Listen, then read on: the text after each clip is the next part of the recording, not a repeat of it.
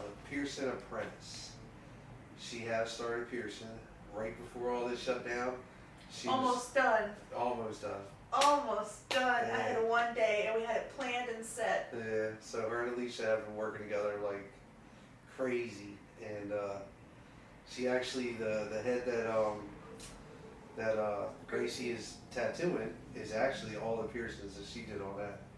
So and she's done quite a few. So this is Shelby. We're going to today talk about like the impact of the coronavirus and the feel of artistic editions and what a tattoo shop should feel like. Not what a tattoo shop feels like, but because to me this isn't a tattoo shop. This is home. Like His family. see, It's and I become say this, family. and I say this on all the podcasts, and the crazy part you said that is I've said this like every podcast. I've been like, Yeah. dude, it's not like coming to work. It's like going home to your other family. Like Exactly. you're leaving your kid and your husband at home, and you're coming here to us. Like, Exactly. and I talked about something right at the end of the podcast, the last podcast we did. I spoke about you, and I actually spoke about Alicia and, you know, kind of dealing with the COVID thing and not just the COVID, but before you come here, how your mindset was and how, like, you were kind of, like, lost. And through us talking and you being here and the energy that's here, you've completely changed Yeah. who you were, and I could see it in just social media alone. Not even here. I feel it a whole different. Like when you first come here, your energy was like so Still trying to find myself. exactly, and I kept telling you that. Remember, I kept saying It's like you're not okay. Yeah, what's going on? you're lying. Like you could feel it. I could feel that you're lying to me that you're not. And then that day you took me in that piercing room, and you were like, "Let's talk for a minute." Yeah, I needed to talk. And then when we talked and you left out of there, you felt better and I felt better because I was like, okay, she's making a change. Like she's ready to, you could see that she's happy now. And it was a lot of stress, personal stress, like with your family and all the stuff that was going on with grandma now. So like, that's what I want to reach on is like how you feel now. Like how do you feel from when you started to where you're at now, from the apprenticeship side view of this to just being here at Artistic Editions. I want to feel how you feel now. Like, So like the beginning of getting into all of this, I've been a server for 5+ years, serving, hosting, working in, I was restaurant based, till I moved up here. Moved up here was kind of a quick thing. I'm also with my son, he's 3 now, and so I was a stay-at-home mom for a little while, got back into serving, but something didn't feel right this time. I didn't feel like that was where I wanted to be. So I started looking out different things that I've thought of in the past to try to do what I wanted to do, and piercing was always something I found cool.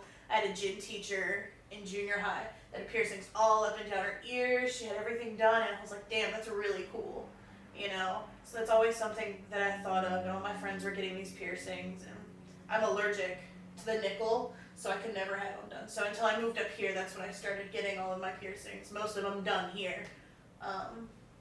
So I started looking up, and this was the first place that I called to even, I just wanted to ask about being an apprentice, you know, and she's like, well, I'm looking for one, and I was like, all right, because this is where I'm headed, you know, I was nervous and scared, but I just wanted to find where I belonged. that's the universe working in mysterious ways, man. Yeah. Yeah. She's always, Because let me give you an insight on why I say that. Before you did that, when you called and said something about it, right? Alicia had a girl that she was going to go with. You were not the girl that she was going to go with. I know, She had so somebody.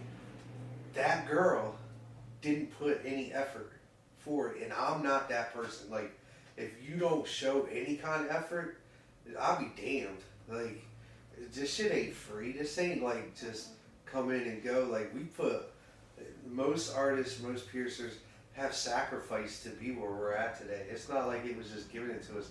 So if you think I'm gonna just be like, oh yeah, come on in, yeah, you got it. No, fuck no. Kiss my ass, work for it. Like I had to work a little bit. Like show effort. And that's what Alicia was like. And she even tried. She tried a couple. So she said, oh, I'm gonna give her one more chance. I was like, you better than me. she's she told me, she's like, it was between you and someone else, and I really wanted her because she was a little younger, and that's where Alicia started out. She said she was younger, Yeah, but it's a she drive. wanted it, but she didn't put up the effort for it. A drive. And that's where like you, and this is where I, on my perspective of it, and you know it just as well as I did. I never hid, and I always told you from the beginning, you're not part of this family yet. No. Until Alicia says that you're a part of this family, you're not a part of this family, because family to me is everything. Like, I'm not just gonna bring somebody off the street and say you're my family now. Like, you got earned this stuff just like we had to. I gotta know that you're gonna have our back, like we're gonna have I'm gonna have your back. And through all of this, that's what I saw. Like, you stepped up. I mean, you killed it at the front. Like, you do a lot of work, a lot of stuff that people don't even see you do. Let's not talk about the labeling and the staples. What was it, like 5,000 or something? Oh my god. I had her literally, because I'm always on the move. We're always marketing. We're always doing something, right? Well, times was getting to crunch time when we were running out of time. So I'm like, all right, we're in-housing some stuff. And mind you, we're already a busy shop. Like, this shop is crazy Phone busy. calls, emails, Facebook messages. And she stays on all that. Not walk-ins, like appointments. It's always busy in this place. So, like, on top of that, I got her doing 7,000, 9,000. It was like up there in numbers on just labels, stamps, typing it all, and having to type in every individually hand typing in addresses, because we could not have gotten this quicker any other way. And I'm not about a stagnant. I'm not about in this business and any business you do. The people that pass everybody else are the ones that are like, yo, nothing's stopping me. The coronavirus isn't going to stop me. Technology's not going to stop me, because I can't get to that situation. And this is what I was talking about yesterday when I was saying that in life you got to stop taking, oh, this is affecting me, right? Like COVID-19 is affecting us, but there's always a way around to make it to where it's not affecting you. It's still affecting me financially. Like, I'll make a, we're not going to talk about money, but when you get involved into things and you got income coming from all kinds of ways, and then it's like, pause, you're like, oh shit, now I got to put this back on my back and figure out another way to bring it back in to where now I'm not going to be affected. Because in the recession session, when all that happened, right, our tattoo shops, we were not affected. And the reason why I wasn't affected is because I had a military base right here. We're already in a war. This is Operation Enduring Freedom at the time, Enduring Freedom. This wasn't Operation, no, it was Iraqi Freedom at that time. It was OIF, not OEF. So at that time, like, we have a huge base because we got the mortuary. So tattooing was just like, oh shoot, we getting all this. We get a lot of military. Yeah, so it was okay. Like, we didn't feel an effect of that, right? And then the COVID was like, okay, you guys know. This was like where I was joking around about it the other day, was like, we've never been affected by anything ever. And now this is like COVID saying, oh, you ain't been affected, here you go.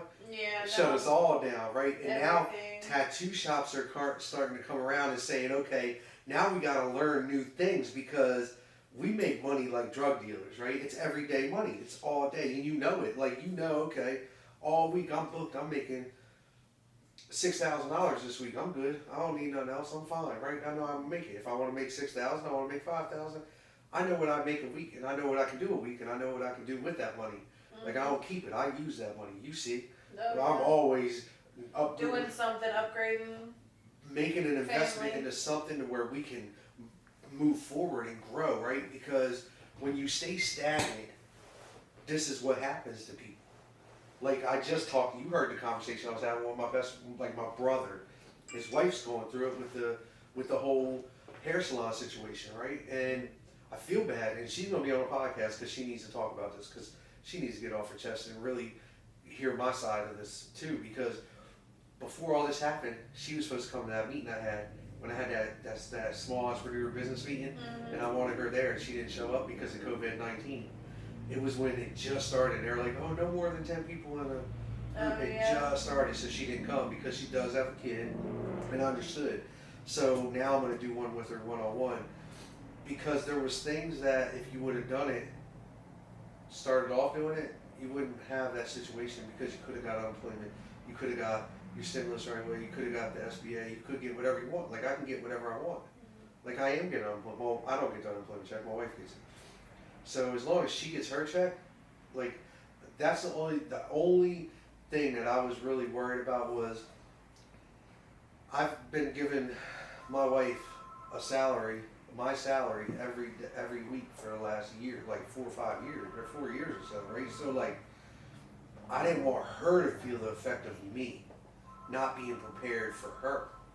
So even when this was going on, she was still getting a salary check from me until this employment hit, and then I had to stop it, and I didn't know that. So like now she's getting that unemployment check, which is still less than what I was giving her. It's like $400 less than what I was giving her a week, but or $280 or something. So she's okay because trust me, she makes She don't need my money. She made plenty of money, and she can work. She works at a VA hospital. She's executive director of leaders program, so she's high up there. She makes great money. She can work overtime.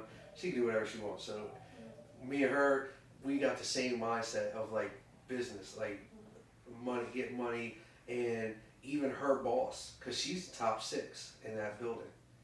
Her boss was like, "You need to go up. There's no way you need to be here. You need to aspire to advance in this, right?" And really, the advancing is above her boss.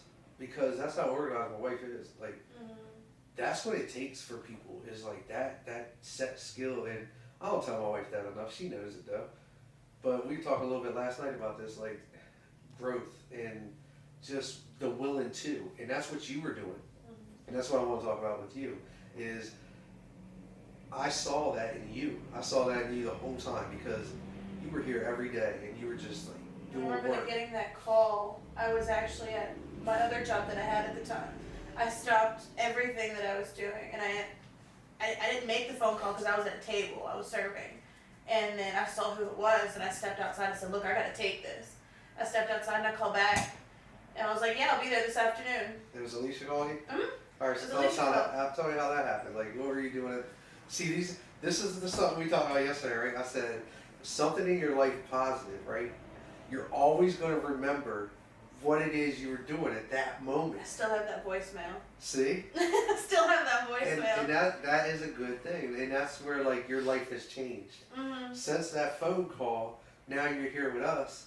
And like, you see how many people are knocking down the door trying to get in here and wanting to be a part of this family. Oh yeah, for sure. And it doesn't happen that way because my thing is money, I can make it without somebody or with somebody, right? So like, I don't need a person to make the money. I need the person to make the happiness in the family and make us all help to grow each other. So it's a difference of what I'm doing in my business than I feel like a lot of people are doing, and that's where that's the only difference in my business from a lot of different businesses. And I feel like you're a part of it now, and now that you're seeing it, I want to hear your side of it. So after Alicia called you, right, and you got that voice call, where was your mindset at that time? I was excited. I called my husband right after I got the phone call. I said, "Look, I got it." He was at work. And so he stepped outside of his job and he's like, "What? I'm at work," you know?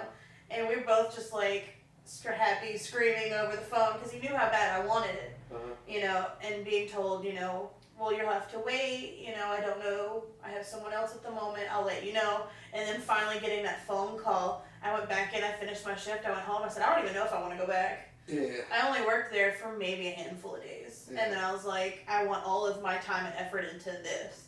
Yeah. Like, we're financially okay to where I can quit, and that's all I want to do. Dedication. Mm-hmm. It's taking the step that not a lot of people are willing to take, you know, and you took it. Mm-hmm. So that's a huge thing because I know, and Alicia was the same way. You know, Alicia came in 3 or 4 times before I said yes to her. Mm-hmm. I remember her telling me her like whole story. Yeah, I don't just give. I don't do it the regular way of people because I've never done it that way. When you read my book, you'll see. Every job I ever got was because I was determined to get it. Right? I never stopped. If I know I want something, I'm the type of person that we gonna get it. And you can tell that here. Like, you see how I am. Like, I'm always fighting for something new. yeah, if I want it, this shop's gonna get it. If I want somebody to get something, they're gonna get it. That's just, but that's a drive that I have, and that's a drive that you have. That's a drive that everybody in here has, and we're working on Mel. Like, I gotta get her drive back where she was at the beginning of this, and she's starting to come back around to her drive of wanting to like grow, because in her I see a lot of like what she can be and what she will be, as long as she can stay focused in it. So I know after this though, she's gonna be focused in it. Oh yeah, she's so excited. I told her I still got my money aside for my mermaid tattoo that was scheduled before this started. I have all her. I bought her some fake skin because she asked for it online. I know, she put it on Instagram. She was so happy. Well, the thing is like, I don't know why she never hit me up. She should know better. She should know, like, if you need something for growth, I'm the person you call. Definitely. Because I'm going to make sure you're growing. Like, I don't want you to sit stagnant. I'm not going to sit stagnant, so I'll be damned if I want you to sit stagnant. Let's keep it moving. Mm-hmm. I want to see you grow with me. And I feel like that's what I love about here, is like our family is growing. Strong though, like we all are growing, and the money being made here is just an incentive. Like, yeah, we're all like boosting each other up. Yeah. We're all like, damn, that looks good. You know, like, and then we talk about constructive criticism. Like, if something like, oh, you should do this, that, third. It's just a whole nother feel. There's no cutthroat. It's just happy, and I feel like that's what we're missing right now. Is everybody not being here. You could see it because the posts aren't the same. Yeah. Like, nobody's Our really. group messages were always like, "Oh, we miss each other." Now you know, the we gotta meet messages, up. if people could see those messages, I don't even reply half the time. I just watch it happen. these messages. Listen, we're all. I'll give you all an example. We're all in this group message together, right? And every day we talk. And there's some shit in that messages that you just. If I put it on here right now, y'all would judge some of us, okay? But it's fun. Yeah. It keeps us like together without being together, you know. And that last one with Alicia is Pete talking about. Is that how you broke your ankle? That's terrible. We're bagging up. Nobody knows why. But we'll just leave it at that. Anyway, so now that you're right before all this happened and you've been here, I saw like a complete positive change in your whole lifestyle.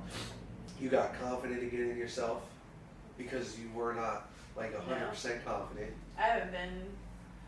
I wasn't confident for a while. I know, and I can see you're not confident again now. Like you just were like, oh, I need to come in, you know. Yeah, no. So you're not 100% confident. And honestly. But it's that's I'm a lot better than I was. And that's just because you're not here. Yeah. If you were here, you know damn well you wouldn't care. I haven't been keeping up with myself. Being at home, I haven't really done a lot. I have a 3-year-old. I run around with him.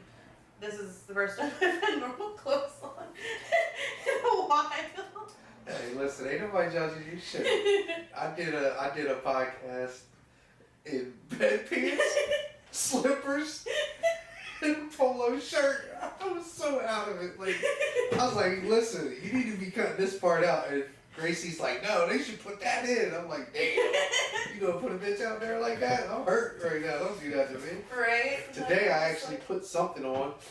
And it's crazy because I got an arsenal of shoes. I got clothes. Like, you know, just, man, we've all been just chilling. It's one of those moments. I try to get Win on in the video. He's like, brother, I ain't ready for that. Oh, God, shape up. I don't got the right clothes on. Nope. Because he could talk. He's good. And who I'm talking about, guys, is our camera guy and our video editing man. He's a beast, right? But he also is a good energy person. He has, like, good communications. He's behind there just smiling, bobbing his head. Yeah, but he gets you going. His energy will keep you going. Like, when you need a little energy, you look over at him and like, yeah, okay, I got it. You know what I mean? And then Stefan, the other video editor guy and our camera guy, he's got a strong story, and he's going to tell it. He don't have a choice. I talked about this the other day. Did you know Stefan was in the Marines? No. No. Did you know he was a I don't talk to him very much. He hasn't really like opened up to us. He don't open up nobody. He just works. Every now and again he'll talk to me. He'll talk. He's nice. Like, Oh he'll yeah, talk. he's really sweet. But he literally lives on a computer and video edits all day. He does not come up from there. He'll have his little headphones in, and you'll walk up and scare the shit out of him every time, because he got his own little office in the back. So, dude, man, I found out through Win, he was like, oh, I know you. I remember that name. You're the home run kid. He was like MVP. He was an all-star baseball player. Oh shit. Got promoted. Could have went to Atlanta Braves. Damn. And now look at him, all down and out and depressed because of like what happened with him. You know how he was just in a place at the wrong time, wrong place, wrong time, and now he's paying for the rest of his life. So like, I feel like that's when like people like come to these places that they don't realize that they need. Like they reach out and they're like, yeah, I'd love to come work, but they don't realize when they get here what all they're gonna get. Like yeah. Go ahead. No, like when I got here, I wasn't expecting to be like open arms. Like everybody just was like, yeah, welcome. Who are you? Everyone was just trying to get to know me from the beginning, and I was shy when I first started. I wasn't talking to nobody. I didn't do nothing. I sat in my book. I swept. That was me. The crazy part is like the connections that come into this place. Like even with me, when I connect to somebody, I tear them up. Where when they walk out of a room with me, they're like, what the fuck just happened? Yeah. And you know that. When I first started, I was like, what the hell are they doing in there? Like, they'll come out crying, and I'm just freaking out, like, are they okay? So what happens is I bring people in, right, to really get the real art out of somebody, the real meaning of this tattoo. We go into some places, because I want to know the darkest to the brightest, right? So I want to know really why it is, and I never talk about why. You'll never see me post a tattoo and talk about what the story is on that tattoo. That story stays between me and them. If they want to talk about it, we'll talk about it. But most of the time, it's so dark, I won't talk about it. But guarantee when they walk up out of that room, they're messed up. Her friend did it. Her friend was like, oh, I want to get this tattoo. I was like, well, there's only one way to get a tattoo by me that has that kind of meaning. And she called me afterwards, and she's like, you were right, I shouldn't have. She was like, I didn't even know I would open up that much. She just opened up her whole life. Yeah. But now I have her tattoo in my head how I want to do it.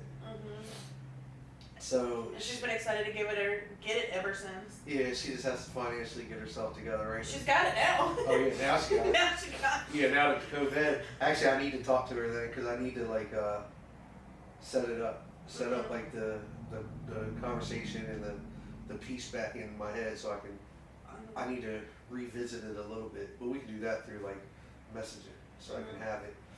So tell her to message me later so I'll forget, because I'll forget, I will.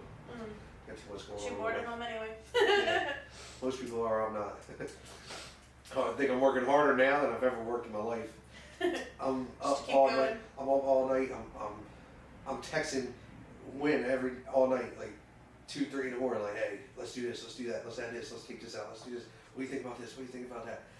I look back, I'm like, damn, man, they must be getting tired of my ass because I got so many messages. But it's really that I'm just giving insight, and then they feed me back what they think, and then we kind of go back and forth.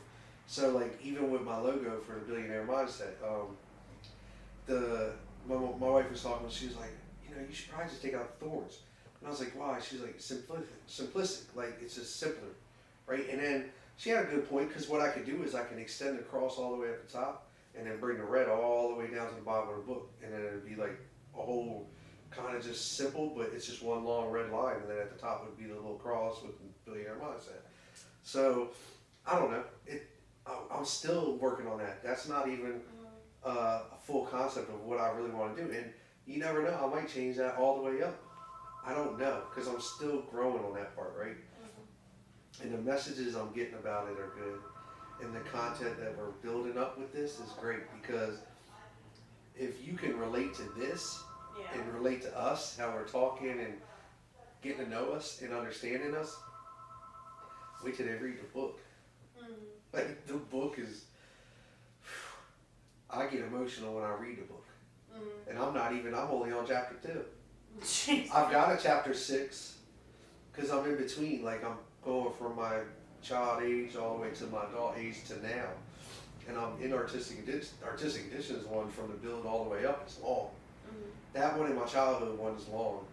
My teenage years is when it was rough. So like those are the ones I can't do when I'm around my kids and stuff because it brings me to a state.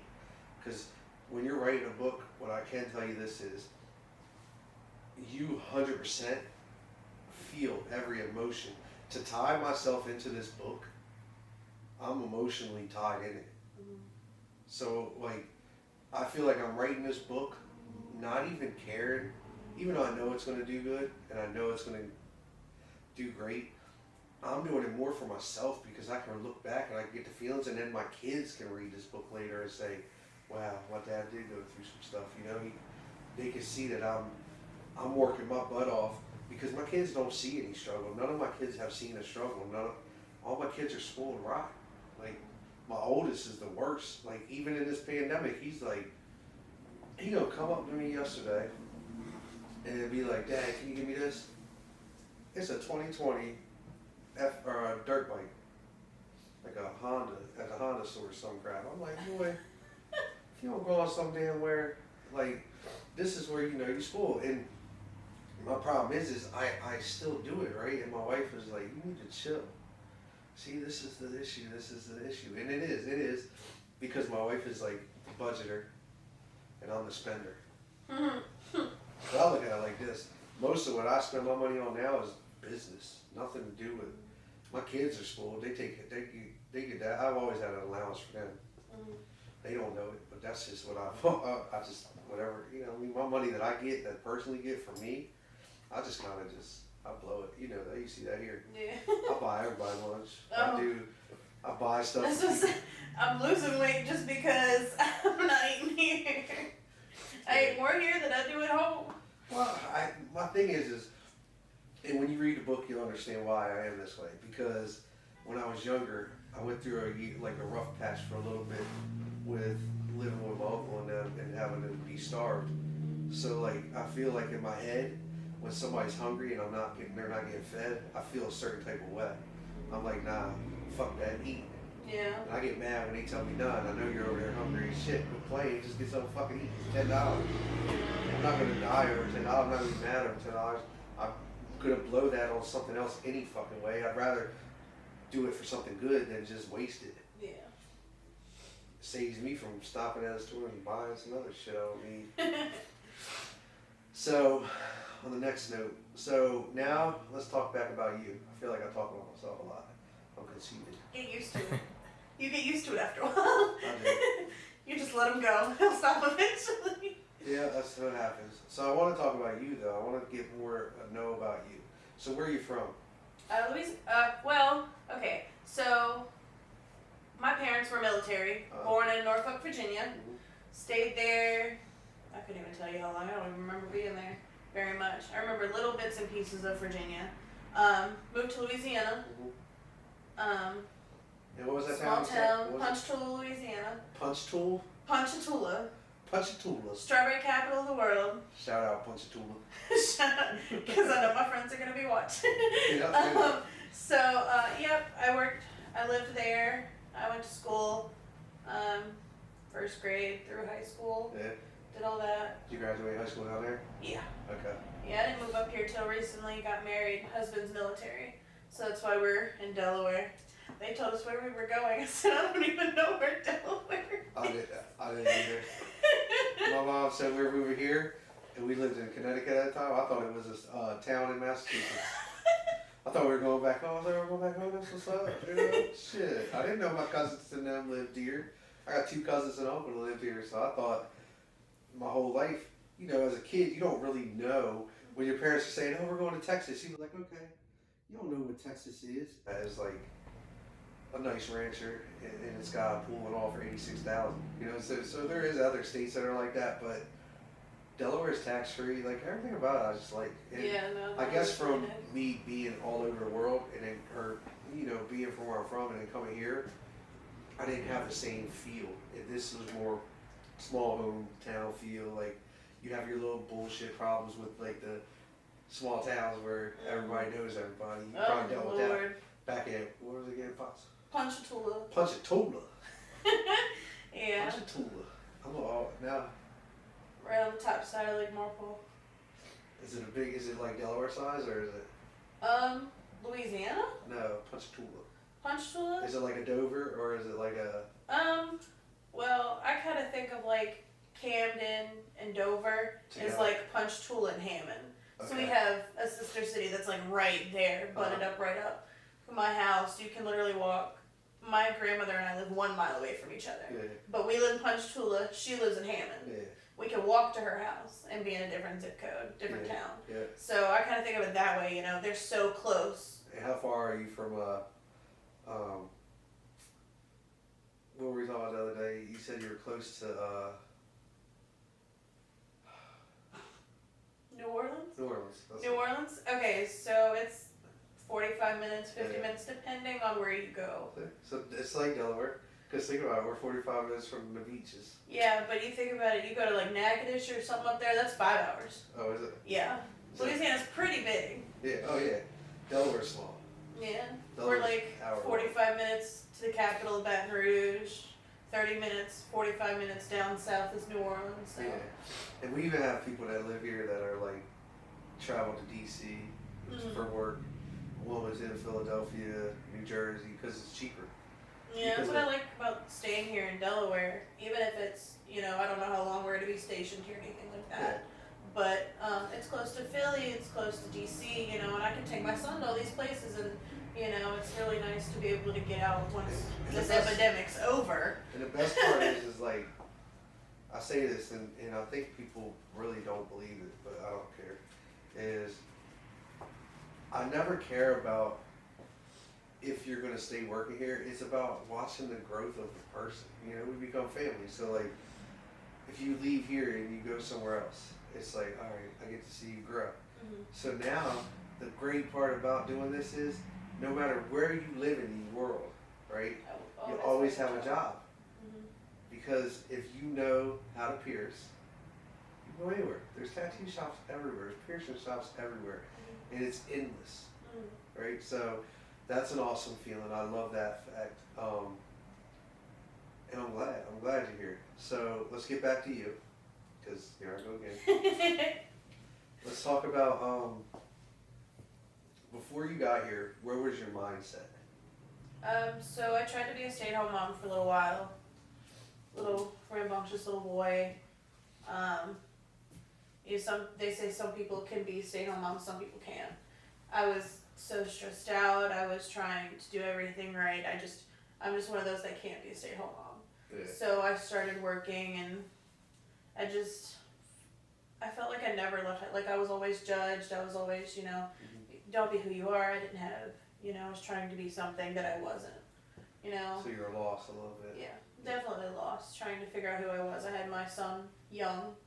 My ex didn't treat me the way I should have been treated. So even getting married, treated way better. You know, I love my husband. He's been my rock throughout all of this. But even we had problems because of things that I went through in the past, you know. But just trying to figure out who exactly I am.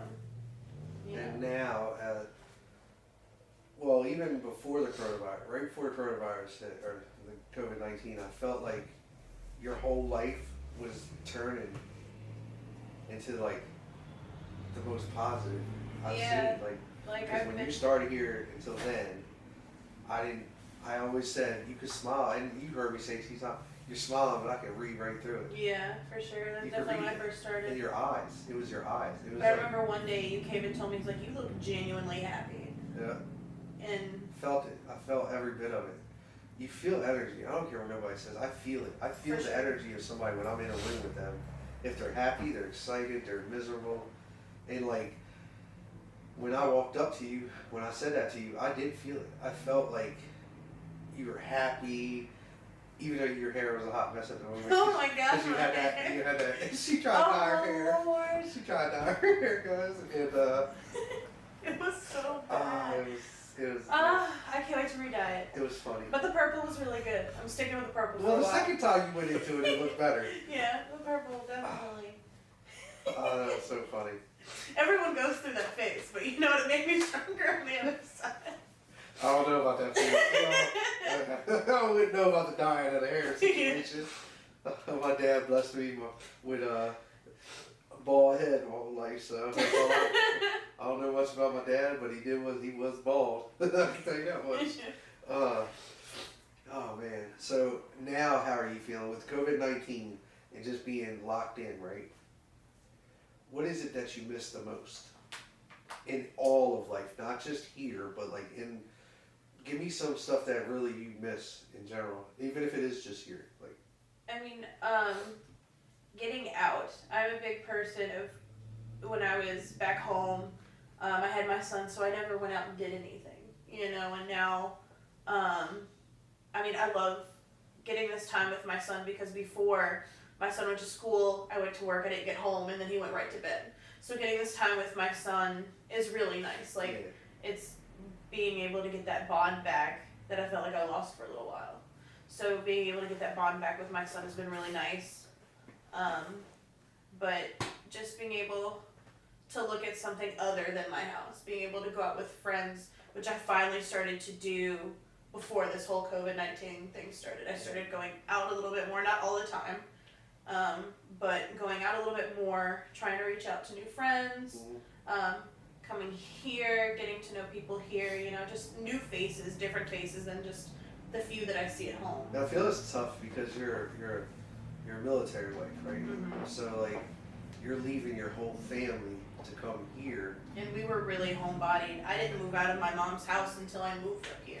And you didn't know anybody. Where your husband goes to work every day, so he meets people. Mm-hmm. So you gotta meet your own friends and find your own people. Like, it is hard for the spouse of a military person, and I am one. We just never left. And the good thing about me is I don't care where you put me. Wherever you put me, I'm alright because I just connect with anybody. We were in Dominican Republic and that happened. Yeah. Like, we're on vacation and the dude's like, "Come on over, man!" Like, oh, every day he made me come over there and they would feed us. And Hey, free he food. would do all kinds of stuff. Yeah, it was good. It was good. So now that you're locked up, now that you're locked down, and what's the biggest thing you're looking forward to? Like, what's the one thing that you can say the most of that you would love to see, like you can't wait to do? Finish my apprenticeship. Yeah. I wanna. I'm so excited to be done. I wanna make Alicia proud. Yeah. You know, like she's taught me so much. She's done so much for me. You know, and I just want to be able to finish and her be proud of me. Yeah. You know. And she will be. She will be. She already is. And working through this, you even though I know she's going through a lot with the school, buying a house, and everything she was going through right before we closed down, she had a lot of stress on her plate, but she still was there. You know, she was still pushing forward, and yeah. she might not have complimented you a lot on some things, but you saw it, you felt it, like you could see that she was proud always of you. right there. She was always like, "All right, you got this. You can do it." And that's all that I needed, to know that she knew that I could do it. Yeah, and I feel like that's one thing I love about here is like the positivity and the growth that everybody wants from each other. And I just miss it here. I miss everybody being here. I do too. I could say it 100 times. And I know, and it'll never happen. It's like close your eyes and everyone will be here, but. Yeah, we got another month. And I am waiting. I get a little bit of time with everybody once a week. Yeah. With a little podcast here and there. So how's your husband doing? He's doing good. Can't really say a lot because, of course, military, but it is minimal manning.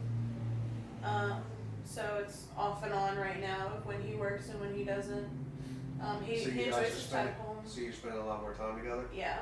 And it's definitely been really good for us. We were going through a little struggle not too long ago, but I think that's with any military or just any relationship in general. You're going to go through your spits and stuff. Yeah. But this time we've been able to grow. And how long have you been married? Almost 2 years.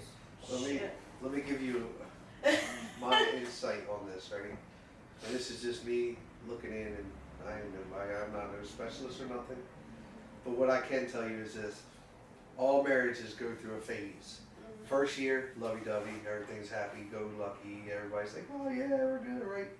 Second year, you can still be playing that role, but most of the time by then, reality done kicked in, right? Bills, life, work.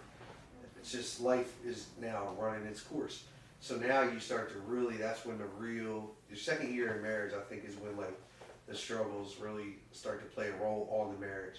Having kids play a role on a marriage, right? And I already have a son, so that So- was from the beginning, you know. What I can tell you is, the longer you get into the marriage and the more you put into the marriage, as you get longer into it, and I'm not long into mine. You have a 16, daughter that's so- 3. 4 years in my marriage, right? 5 years, going 5 years in my marriage. Been together 8. But I can tell you this much. Now, we are where we're at. Like, our marriage, we ain't leaving each other. Nothing's gonna pull us apart. We just we could cuss each other right out Mm-hmm. and then go to sleep. How it goes. As long as before we go to bed, we tell each other we love them and we go to bed, the next day it's just the next day. We just took whatever we had to get out of our chest, off our chest, and just kept it moving. I'm not a person that's going to hold it in. I'm not holding a grudge. I'm just going to tell you how the fuck I feel, and we're going to move it on. I'm a little blunt. I get on her nerves with that part. I cuss.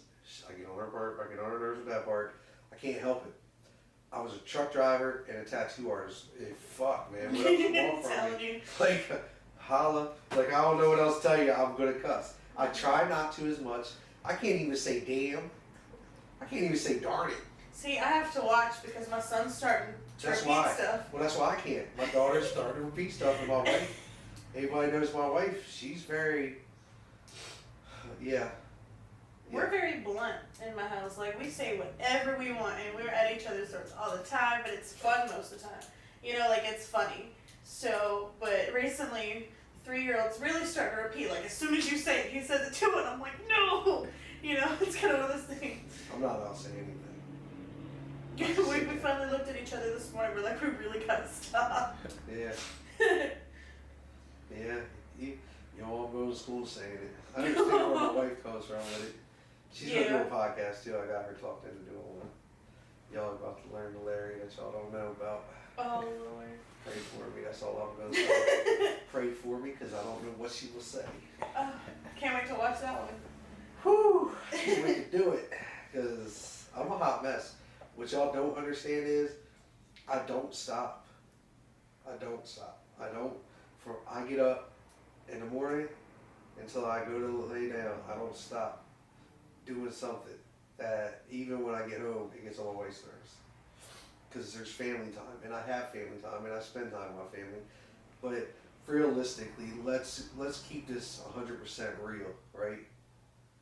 How long can you play with your child before you gotta take a break, right? Because they'll wear your ass out. We don't have the energy they have, right? I don't have it right now because I'm overweight. I'm all like up in your face. I'm like 60 pounds over where I want to be because I got complacent and I got lazy and I eat well. COVID-19 is kind of helping a brother because I'm not spending as much. I'm lying.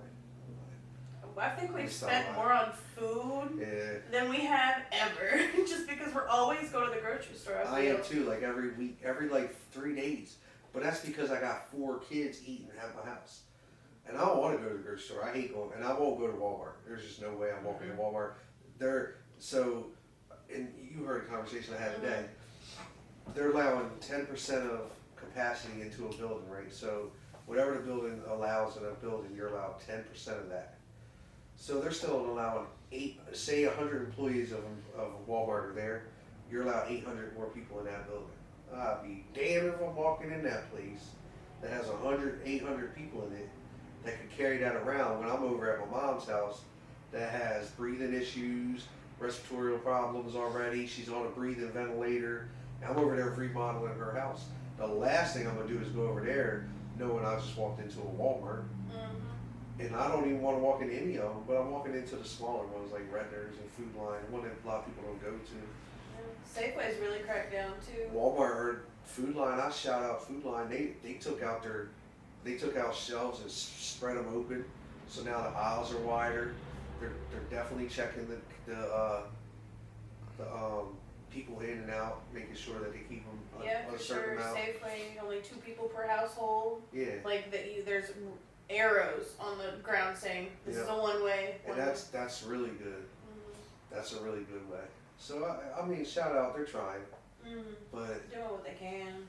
But people are gonna be stupid. I have hand sanitizer, hand wipes right on my seat next to me. I get in the truck, I'm like, my body is so raw from so much. Dude, I'm telling you. And I've been trying to clean my house constantly. Yeah. But I've had to slow down because I'm running out of stuff and you can't find cleaning stuff nowhere. Well, luckily here, I got 30, 40 bottles of 91% alcohol. I'll take that right in there and learn how to make some hand sanitizer. But, what is it that, I don't even know, we're on so many conversations right now. Let's go to the apprentice side of this, right? So when you got into your apprenticeship here, what is it that you felt like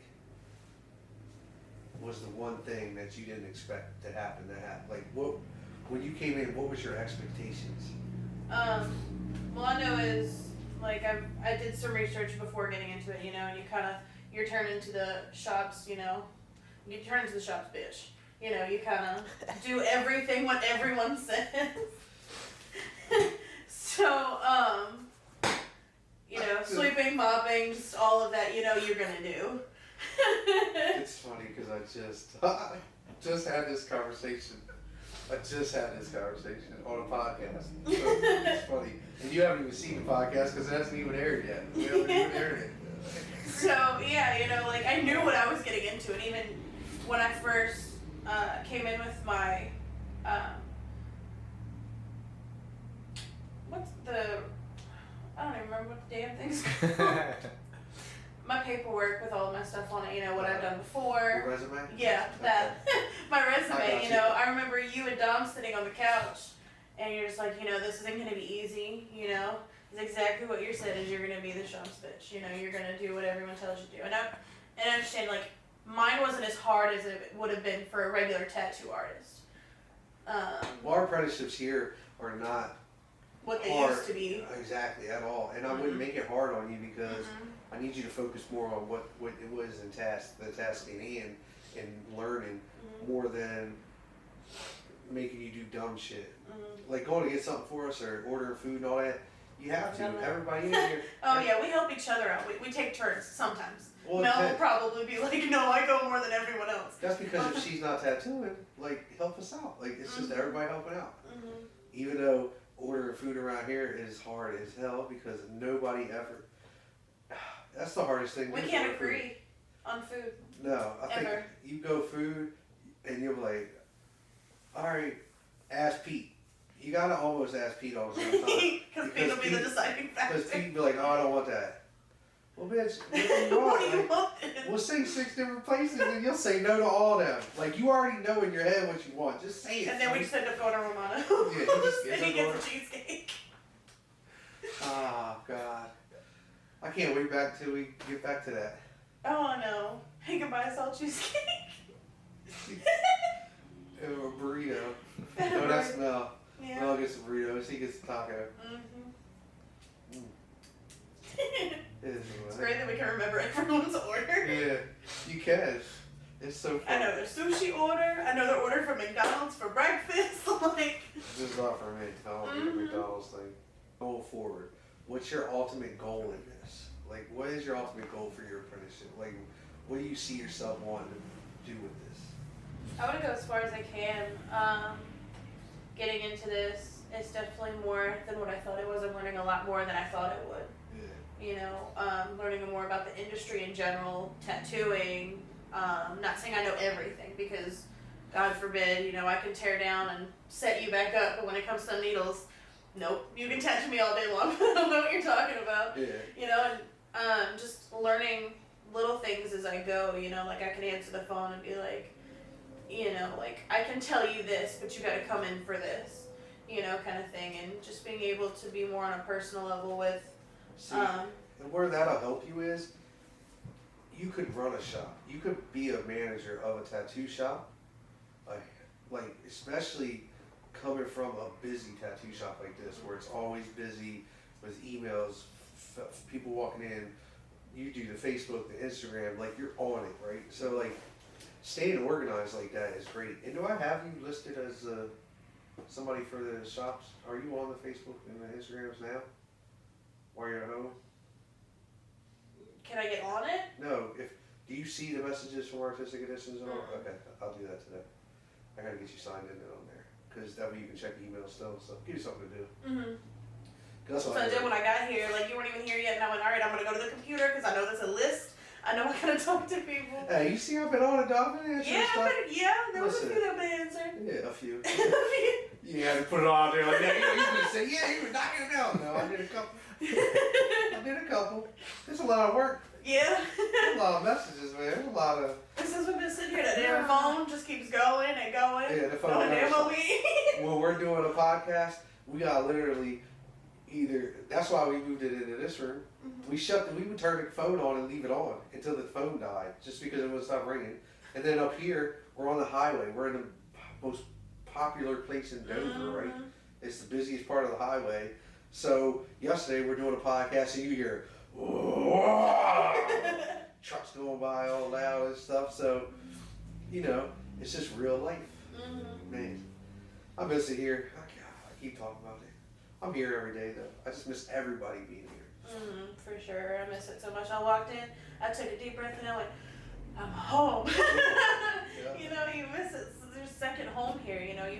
I finally got to get to know everybody, and I got tattooed by a few people at the shop. Got to finish everything. But Give me a positive note. Leave me with something positive. Like what do you feel like you could do at home? Because we're trying to help people, right? I'm trying to help people this way. I'm trying to keep people from watching the news and social media, right? And I'm trying to get them onto the positive side of things. So with this podcast, and the reason why I'm doing it is for the fact is I wanted people to really be like, oh, let's go watch this podcast. It's positive. Like, they're real people with real problems. Like, we all having issues right now. None of us are going to see barbers. None of us are going to be able to do any social interaction with other people. So you kind of go crazy a little bit, right? But there is so much to do that's positive. Like you said I get to spend more time with my son, and I'm actually being able to bond with him more. But now what I say is prepare for, start to distance yourself a little bit towards when you're coming back to work, to get him prepared so you're not just throwing him into oh shit, I'm gonna be leaving every day again. School, yeah. So maybe, switch with you and your husband where you go upstairs in the room and do some work for a couple hours on your own time. Yeah, for sure. Let him to give kind of. And that's what happens anyway. Just because my son's in your face kind of kid, like he wants to be right next to you, and so's my daughter. Oh god. Oh Lord, and he's always like, look at me, attention, and I'm just like, okay, So every day we kind of get, even if it's just like 20 minutes, just time to just breathe, compose yourself, and then go back to the fire. And see, what you should, that's the thing I talk about the most is finding the time. We all have, I have 4 kids, they're all home, and they're all like, dad, right? But they also know dad has movements. I've got stuff I've got to do. I've got so much in play that I really can't stop for the coronavirus like other people can. You can stop, you can stay home, you can play the games with your kids, you can do all that. Me? No, I can't. Even if I wanted to, there's no physical way I could because I have too many people dependent on me. If I fail something, it's because of me, right? Not because of the coronavirus, not because of anything other than the fact that I just got complacent and didn't want to keep moving. This shop's not going to feel the effect. When we get back, it's going to feel better. Right? We're going to have more stuff. We're going to do more stuff. All the stuff that we wanted to get done will get done. It's just going to happen. And I'm going to fast forward stuff. And on all my other businesses, the same thing. They're all still moving. They're still doing what they need to do, and they still feel it. I don't talk about it as much because I'm only into those businesses for money. To watch them people grow, right? And to make some money at the end of it. To be honest with you, that's what it's about. But they all knew that at the beginning. But they also get great payouts from it, where I don't get much. I get decent, I live off of it, but I do it more for them. and I get to see them grow, right? But I don't talk about it much because that's their business. I don't need to say their business and be a part of it, so that way they start feeling like, oh, Larry just did it because he wants to boast about being a partner with this. No, you'll never hear me talk about them on the cameras about what else I own, because I vow to them people, like, listen, I'm not here for your recognition of your shit. That's yours. I'm here to help you grow. That's it. And in the process, I'm making some money. Oh well. Yeah, I feel like I'm at home, but I'm also working on my skins. You know, I came and got my skins, and I'm practicing and doing that at home, so that I'm not just sitting on what I know. I keep up and keep going with it. Yep. Like the one, he did 9,800 just on Saturday. You know what I'm saying? Oh wow. During this, I was like, dang, brother, you working. I'm not doing no work, so I can't take the recognition for it. I don't want to take it. So that's a good thing. And that's what I'm doing here, is I'm building businesses. Like, everybody here that works for me is a business. Like, everybody's their own business. You're your own business. Alicia's her own business. That's my end goal for this, for you, and for everybody who works for me, is I'm going to take you and teach you every part of the business. And that's what you said from the beginning. And the reason why is because I want you to be as powerful when you leave here to wherever you go, that when you walk into that place, there's no way they don't hire you. There's nobody that leaves this tattoo shop that can't go anywhere in Delaware and get a tattoo, go into a store and get a job. There's no, and I've got proof, because everybody's left here has went to shops, great shops, shit shops, whatever shops, and got a job. Even ones that I wouldn't have hired, that I've fired because you let your work go to yourself. You let your work go, you let yourself go, you let everything go, you let the whole reason of us doing this to shit for the wrong reasons. Like, you're following the wrong paths. And I followed them paths. Don't get it messed up. I was a whore. I did dumb stuff. I partied. I spent boatloads of money. We all have, right? And there's still artists that are doing that. They're going to do that for the rest of their lives. That's on them. Not anymore. Now it's about growth. It's about what's the next step. Like, if I wanted to move right now and live wherever I wanted to, we can go. My wife and I have made it into our lives where we can just, wherever we wanted to live in the United States or in the world, we can just leave. The only reason we're here is because of my wife. I'm gonna be real. And actually everybody here, because I packed this whole shop up and we'd all move. Everybody that works for me would move. I know they would. And I'd live California somewhere where it's nice all year round. Always wanted to go to California. And Wynn keeps saying we should go to Vegas. It's not that expensive there, and it's really good, and there's not a lot of good talent over there. We could bring Delaware to Vegas. I'd go, but my wife won't. And I'm not leaving my wife. That's my backbone. So I can't leave her, because I can pack my mom up. I own her house. Like, I bought her house, so at the end of the day, it's mine. She don't have to worry about it. She ain't paying no bills there. I am. So it's not like my mom. And my mom don't need my money. My mom was making 6 figures when she retired. She told me the other day she's only missing, like, I think she said $200 a check. Because she did it right. You know, she went all the way to 67. She's got pensions. She got Social Security. She got everything. Sweet lady too. Yeah. Met her once or twice. And she's so, like, you would never know she got money. But I'll tell you what, I got a nice bouncy out my house because of her. Like, she just be buying shit. She's like, here. I was like, thanks, Mom. Like, COVID-19, this our neighbor would walk by. She's like, what's it, a birthday? I was like, nah, it's COVID-19, woman. This is just getting my kid out of the house. That bouncy wear her butt out. So, I'm glad you got to come. Yeah, Glad we for have sure. to do this interview. You don't have to leave after the interview. If you want to work, you can work. Just saying. If you want to. You want, I'm just throwing that out there. Hey, I already came in and worked a little bit. I went and answered stuff. I know. I want to log you in though. Remind me that when we get out of here to put you into all the Facebook, Instagram stuff. On that note, give me something to leave out on with you. What do you feel like? What's you gonna do with your first day back? Give me that, like, cause you seen the messages. You know it's gonna be a whole bunch of hugging and crying, and I can't wait for Pete's first time talking shit. He already still talks. I know. He's a shit talking person. He's probably the reason why the messages are interesting. Him and Cynthia. Oh Because my god. Cynthia's dumb as shit with her responses. Oh lord, and I'm the only one with an Android, so every time y'all like something, I re-get the text message. I do too. It says empathized or like. Yeah, but I get the whole text message. Oh, do you? Yeah. Yeah. So I'm just trying to read like everything as it goes, and I'm like, I don't understand. You're gonna have to get an iPhone, girl. No, Android all the way. T-my That's a debate. We're not talking about that right now. We ain't got time. I just can't. I can't wait to see everyone again. Yeah.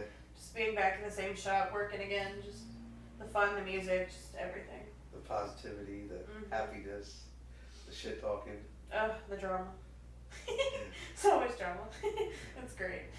Yeah, but it's never like real. It's never between us. Yeah. It's like hearing everyone else's drama. Yeah, like the people that walk in the door.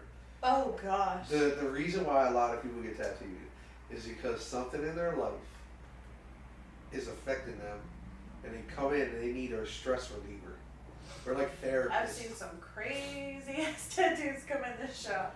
For therapeutical reasons, people get tattooed. Like when you come in, they start getting tattooed, and they just will dump out all kinds of stuff. And that's what she's talking about when she says drama. But we don't really talk about it outside of here. No. It stays here. Yeah, no. We keep our comment. We keep what we got going on in our lives, and our clients have going on in their lives here. But that's how come most of our clients are like family when they walk in the door. You start recognizing them after a while. They all come in. They want to hug you. it's funny. Not right now. 6 feet. 6 feet. Back. Well, I'll give you a Air hug. big air hug. Yeah. I think our next interview will be. I don't know who was on that list next. Who was it? Yeah. I don't know either. So tomorrow, I'll be back with Gracie again. I think on this next one. So we'll be getting something. What's something that you want me to talk to Gracie about? Give me some. Oh shit! I don't even know. Give me some positive feedback that you see in her. Or some shit talking, something to give to her so I can give it to her for you. This is me relating for you. Oh shit. From apprentice to apprentice. Yeah, there you go. Perfect. She came in and she was definitely really excited. What would be the one like thing you can give her because you're not here, we're not here. Mm-hmm. So like usually we're always building each other up and giving each other encouraging words and keeping everybody in the right state of mind, right? What's the one thing you can tell her to keep doing? Keep like Don't slow down. You know, keep being a badass. Her artwork's just shit. You know, don't slack on it. Don't second guess yourself. That's a good one. You know, just she's badass at what she does. Her artwork's amazing. Just don't ever second guess yourself. That's always. She came in with. I didn't know who she was. You know, like her first piece. I was like, damn. You know, like I always come over and look like, how the fuck do you? I'm always asking questions. You know, how do you do that? And just someone so young, still in high school, being able to do that, I think that's. Awesome. Her drive is just out there. Mm-hmm. And you should see her podcast. Like we do podcasts together. We got a Larry and Gracie show. Mm-hmm. That's what it's called, the Larry and Gracie show. So it's good. It's good. We're getting there. We're building up content, and the recognition that she's gonna get from this is just gonna be crazy. Because I know I talk about myself a lot and all, but realistically, this is for you. Like I'm doing this podcast for you because I want people to know you and see who you are and understand where you came from and where you're at. Because you did, like what I see in you is this. I saw a woman that came in that was lost and and you know that. I've always said that. I was like, man, like you gotta find yourself. You wouldn't even just attach yourself to me as a person just because I couldn't yet. I was so all over the place. I couldn't because I felt like me trying to connect to you right then, you needed different energy. You had too much energy of just lostness in yourself and confusion and what was going on with your grandmother and all that and just moving here, leaving your family behind until you started feeling the family feel again here, and you started getting comfortable, and then everything was going on, and then we all went out for drinks that one day.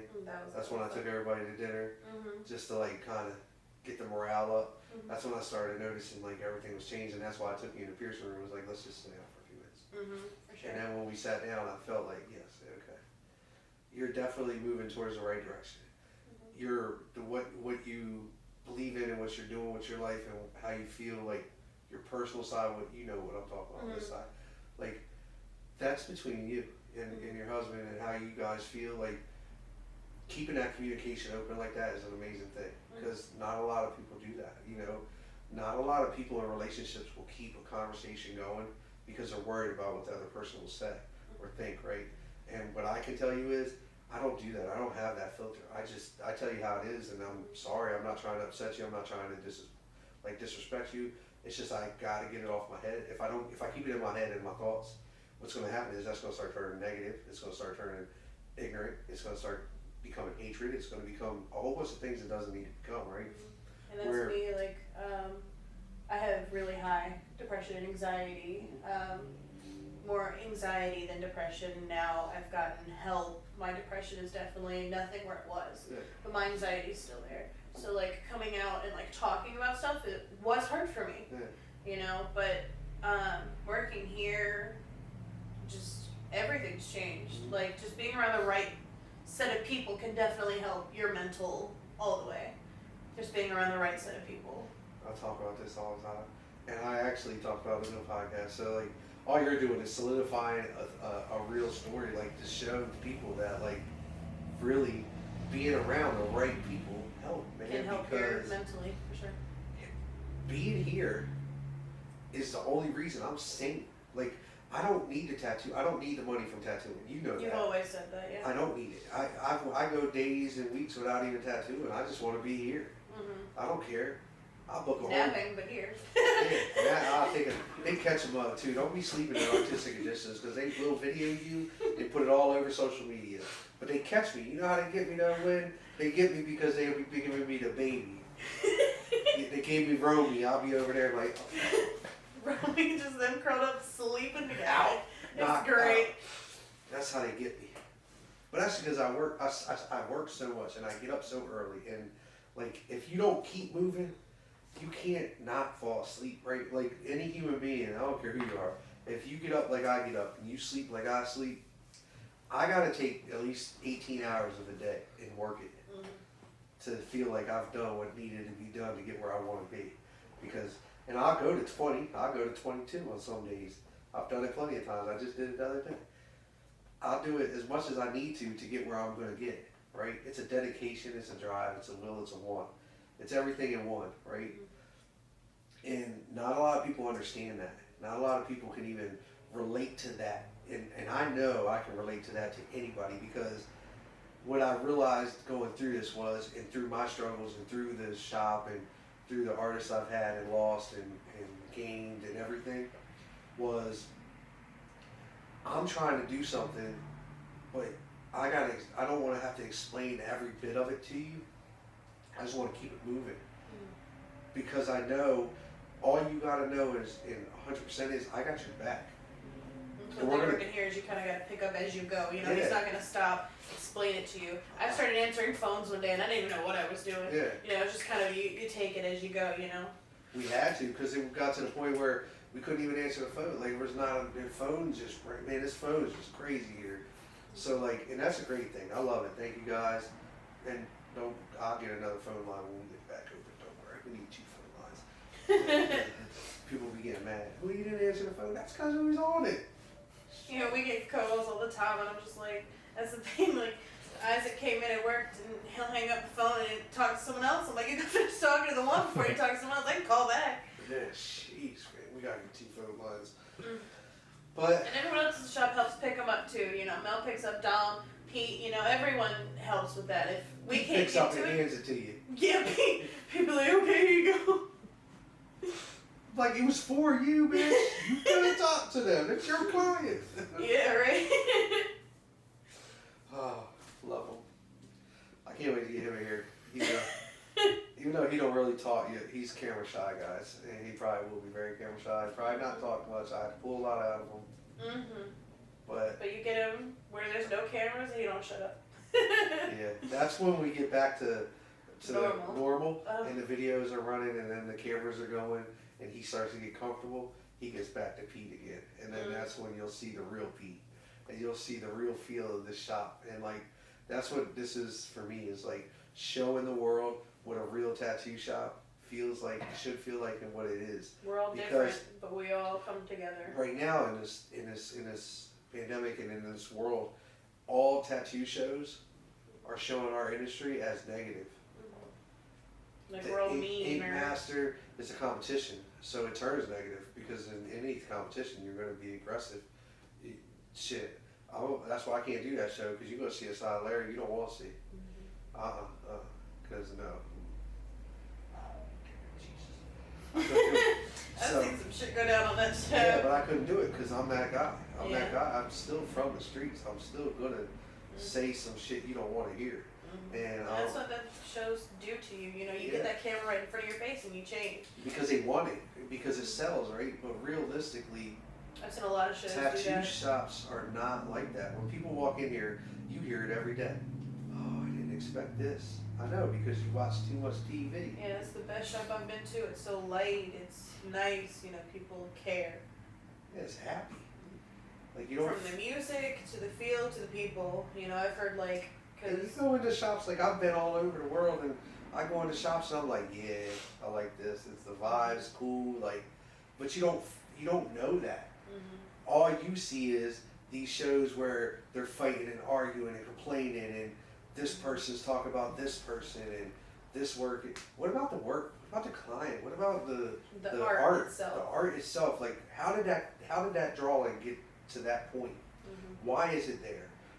What did you just pick that out of a magazine? Like, what made you want that tattoo, right? That's what we ask everyone when we come in, you know. Because they missed that. That's the part they're missing in this. And then you're unrealistically making people do half sleeves in 6 hours and then judging them on it. Like, come on, man. Give them triple that time, and that piece would have came out 100 times better. Yeah, for Stop sure. They don't giving give them enough time expectations. Yeah, you're making people believe that you can get almost a sleeve in a day. Yeah, no. Yeah, come on, man. Like, unrealistic. So. And some people work better slower. You know, everyone's got their own pace of working. Even here at the shop, you know, some people are really fast and really good at it. Some people need that slow to be able to do the best that they can do, you know. Gracie's gonna be fast. Holy shit, she's gonna be fast. Mel's fast with line work. Pete's fast with line work. I just like color. I don't really care about anything else. Dom takes his time, but Dom's comes out really good. Dom's a lettering guy. He just loves his lettering. They're, I feel like the whole point of all this is we're relating to a bunch of different people in this whole thing. We're all different. We're all different. Tattoo Different shops backgrounds. are family. Like, you could walk in here with your kids and not feel uncomfortable. You should be able to walk into any tattoo shop and not feel uncomfortable. We've had kids in here all the time. If you walk into a tattoo shop and it's uncomfortable, that's not the atmosphere for you. Leave and go to one that makes you feel comfortable. A tattoo shop has to feel that way. It has. Even piercings.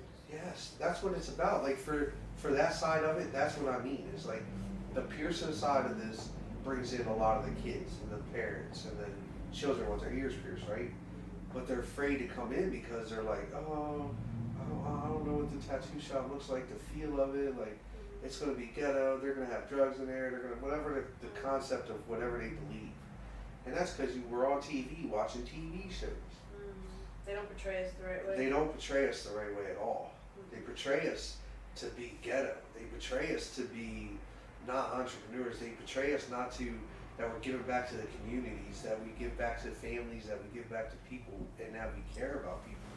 And that we actually have our own families, we have kids, we have a life other than tattooing, where that's another issue that plays a part sometimes in communication with your clients is, listen, I work all day and I do have to spend time with my family. I can't leave work and go home and work or else I'll be divorced and my kids will hate me. I have to find the time. That's why I only do a week out on drawings. That's why I only do it that way. And I'm always going to do it that way. And the reason why I really haven't been drawing is because I've been focusing on the podcasting and stuff and my family time when I get home. And my mom. Taking advantage of what I got. And I'm taking advantage of remodeling my mom's house while we're down.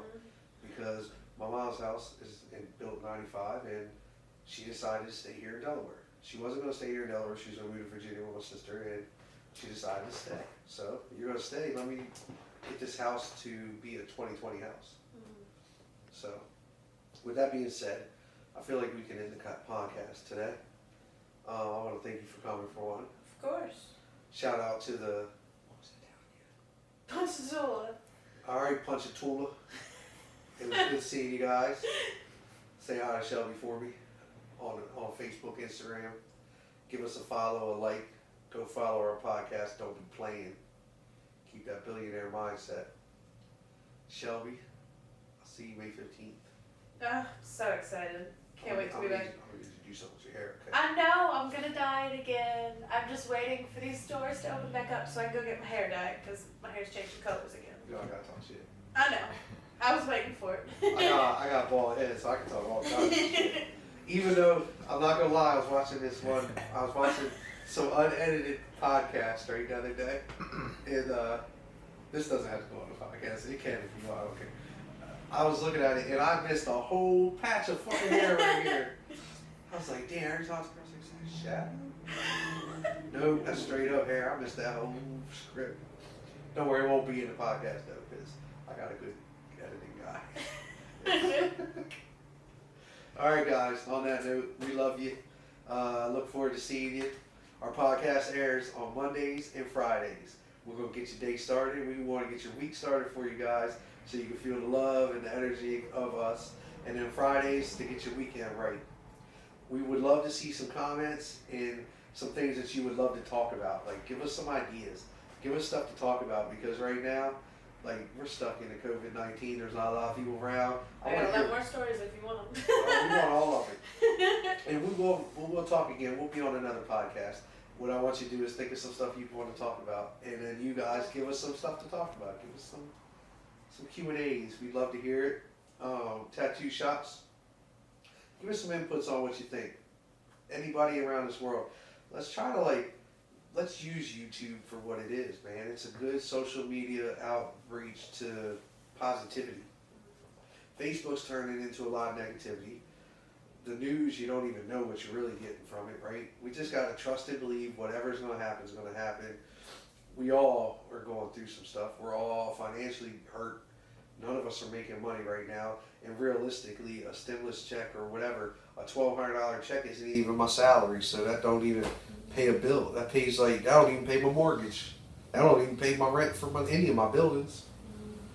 So realistically, $1,200 is just it is what it is. So, on that note, love you guys. I'm getting to cut it sign from behind the cameras. So, love you guys. See you on the next one. Keep that billionaire mindset. Later.